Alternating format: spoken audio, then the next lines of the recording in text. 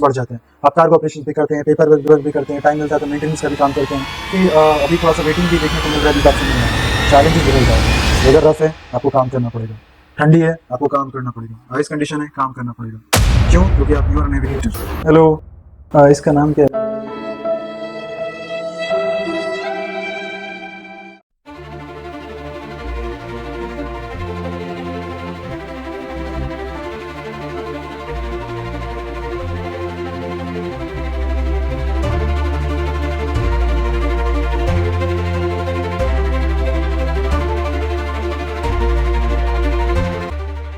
So hello everyone, welcome to another video of the CPRO Academy. So this is not a podcast, this is a Q&A and a session. Here we'll be asking multiple questions, very informative questions, important for your preparation. So we have Chief Officer Domain Sir here. I have brought all the questions, he'll be giving the answers. Thank you, Atul. I'm Dharmin, sailing as Chief Officer on all chemical tankers. Right now I'm sailing with the fleet management and I'm here on the behalf of Atul to give some information what I have learned on. So मैं कुछ questions लेकर आया हूँ जो aspirants हैं, आपके लिए थोड़ा बोरिंग हो सकता है, सॉरी फॉर दैट, बट अगर आप आंसर देंगे so this will be very inspiring for this. Thank you so much, Atul. I'll be glad to answer all the questions. I'll try to share all the experience I have over the sea and whatever I have learned, I'll try to share with you guys so that will be helpful for you. अपने introduction में एक word chief officer बोलो, sir ये बोला गया. Yes, Atul. On deck side, maybe you will asking me next time what is deck side, sir. But yes, थोड़ा सा मैं explain करूँगा. शिप पे रैंक्स होते हैं ऑफिसर्स के.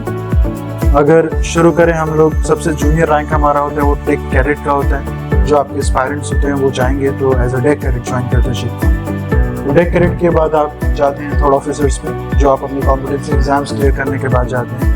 फिर आपका अगला प्रमोशन होता है एज ए सेकेंड ऑफिसर. उसके बाद जो प्रमोशंस होते हैं हमारे वो होते हैं चीफ ऑफिसर का. उसके बाद एक जो कमांडिंग रैंक है वो हमारा कैप्टन का होता है. So the top rank is the captain.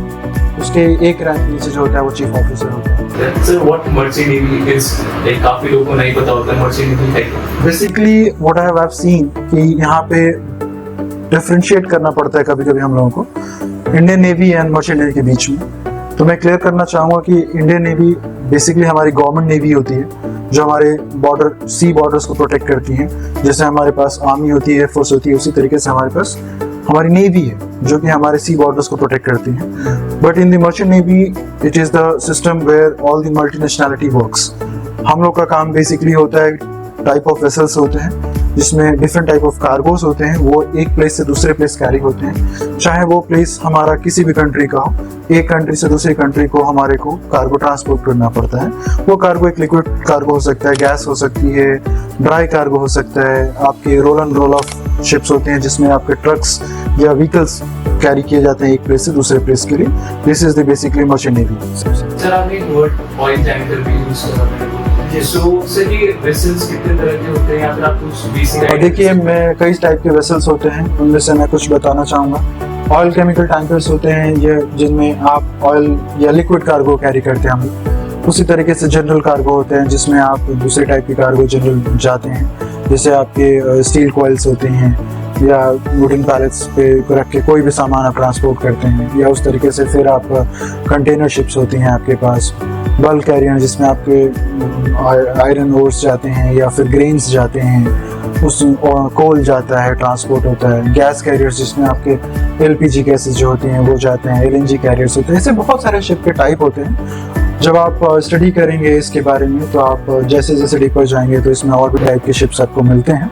Basically ये सारे शिप्स होते हैं. उनमें से एक होता है ऑयल केमिकल जिसमें आप ऑयल यानी आपके फ्यूल कार्गो भी कैरी हो सकते हैं, और केमिकल्स जी उसमें केमिकल लिक्विड केमिकल्स भी कैरी किए जाते हैं. सर दो टर्म बहुत ज़्यादा पॉपुलर हैं जैसे डेक कैडेट और डेक साइड और इंजन साइड. सो ये क्या होता है actually? Atul, basically deck side का मतलब होता है और इंजन साइड, दो डिपार्टमेंट होते हैं शिप में. एक department basically engage for the only in the engine area. They have only responsibility with the engines. तो उसमें इंजन्स में आपके साथ कई सारी मशीनरी होती है. एक मेन इंजन होता है, जैसे आपके सारे व्हीकल्स में इंजन होता है, उस शिप में भी एक इंजन होता है जो कि प्रोपल्शन का काम आता है, जिससे हमारा जहाज चलता है. प्लस उसके अलावा हमारे पास जनरेटर्स होते हैं और भी इक्विपमेंट्स होते हैं। तो engine people are only designated to that area और उनका काम होता है उसको मेंटेन करना। मीनवाइल हमारे पास जो डेक डिपार्टमेंट है उसका काम होता है आपका कार्गो से रिलेटेड काम होता है, शिप के मेंटेनेंस से रिलेटेड काम होता है, शिप के जो भी नेविगेशन होता है उससे रिलेटेड उसका काम होता है। इसमें अलग अलग रैंक्स होते हैं जो कि हम फर्दर जो भी हमारी मीटिंग्स होंगी उसमें मैं एक्सप्लेन करने की कोशिश करूँगा। सर जैसे कि पूरी लाइफ आप लोग की सी के ऊपर होता है most of the time, course पे तो बहुत लेस टाइम होता है, तो आप लोग इंटरनेट या फिर कॉलिंग ये सब का कैसे होता है, फैमिली से कैसे कनेक्ट करते हैं आप? पहले के ज़माने में थोड़ा सा मुश्किल होता था कम्युनिकेशन के लिए, क्योंकि उस टाइम में डिफरेंट मोड्स होते थे, इतना इंटरनेट सैटेलाइट नेटवर्क्स नहीं हुआ करते थे।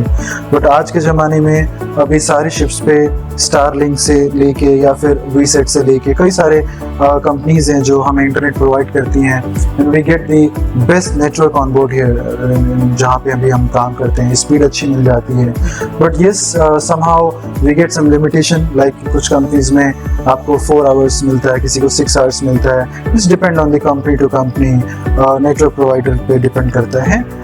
उसमें आपको हमेशा नेटवर्क मिलता है ऑन बोर्ड।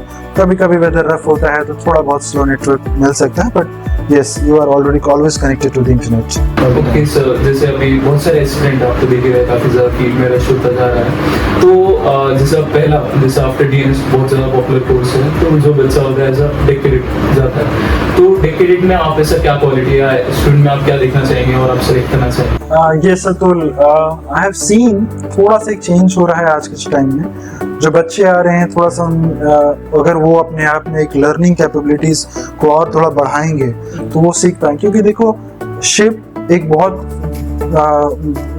वर्सेटाइल इक्विपमेंट नहीं बोलूँगा मैं, एक शिप मतलब उसमें बहुत सारी ऐसी चीज़ें हैं कि सीखने के लिए आपको बहुत टाइम लग जाता है।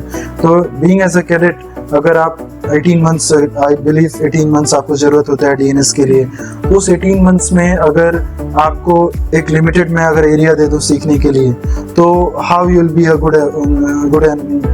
N a good officer that time.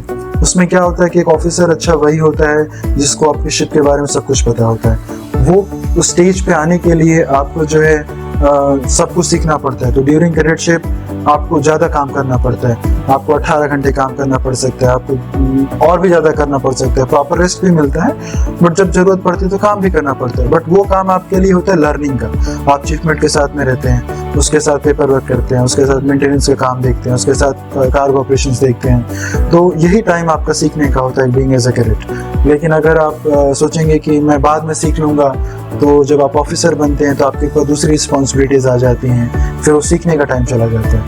बाकी हर आदमी हमेशा सीखता ही रहता है, ये हम मानते हैं। सो सर जैसे बहुत ज़्यादा पॉपुलर है कि डेक कैडेट सब बहुत ज़्यादा इनिशिएटिव बहुत ज़्यादा मुश्किल होती है, राइट? सो वो अपनी लाइफ थोड़ी इजी या फिर अपना ऑन बोर्ड एक कैसे इजी रख सकता है, फिर अपना लर्निंग कैसे बढ़ा सकता है? अतुल डिफिकल्ट नहीं बोलूँगा मैं, क्योंकि ये हमेशा डिपेंड करेगा ship to ship, trade to trade, route क्या है शिप का, किस टाइप का ऑपरेशन कर रहे हैं। सपोज करो लॉन्ग किसी शिप का रूट जो है वो काफ़ी लॉन्ग है, वॉज उसका 10 दिन 15 दिन का है, तो आप नॉर्मल रूटीन्स में रहते हैं। बट जैसे सपोज करिए पार्सल केमिकल टैंकर्स होते हैं, इनका बहुत शॉर्ट टर्म होता है, एक नियर पोर्ट से लोड करते हैं और सिर्फ 2 दिन का सेलिंग होता है, डिस्चार्जिंग होती है, उसमें सबको काम करना पड़ता है। उसमें क्या होता है कि आपके ऑपरेशंस बढ़ जाते हैं, आप कार्गो ऑपरेशंस भी करते हैं, पेपर वर्क भी करते हैं, टाइम मिलता है तो मेंटेनेंस का भी काम करते हैं। तो ऐसी बहुत सारे टर्म्स हैं जो शायद थोड़ा सा मुश्किल होगा नए कमर्स के लिए, लेकिन जब आप देखेंगे तो आपको ऐसा कोई फील नहीं होगा उसमें। बट ये ज़रूर है कि ये हर जहाज से डिपेंड करेगा। आप मैं बोल दूँ कि नहीं काम नहीं होता है, ये कम्प्लीटली ट्रू नहीं होगा। लेकिन अगर मैं बोलूँ कि हाँ बहुत काम होता है, ये भी कम्प्लीटली ट्रू नहीं होगा। It will always depend to the ship to ship, type of the trade. और सबसे बड़ी बात, सारी कंपनीज अपने रेस्ट आवर्स मैनेजमेंट देखती हैं, जिसमें कोशिश कर जाए कि सबको प्रॉपर रेस्ट मिले। और कैडेट तो हमारा लर्निंग के लिए होता है, तो उसको कुछ सिर्फ लर्निंग वाला पार्ट देखा जाए, तो हम लोग हमेशा सिखाने की कोशिश करते रहते हैं उसको। सो सर जैसे कहा जाता है फर्स्ट शिप का एक्सपीरियंस सबसे अलग होता है, तो सर आपका एक शॉर्ट एक्सपीरियंस बता दीजिए। हाँ डेफिनेटली मैं बताना चाहूँगा। मुझे जब हम लोग डीएनएस से निकलते हैं तो हमें लगता है कि हम लोग ऑफिसर बन जाते हैं, बट वहाँ जाते हैं तो लगता है हम ट्रेनी ही हैं, हमें सीखना है, बहुत कुछ सीखना है। तो एक दफ़ा की बात है कि जब मुझे लगा कि मुझे सिर्फ काम दे रहे हैं ब्रिज एक एरिया जहाँ शिप का कंट्रोल नेविगेशन होता है, आपको पता होगा।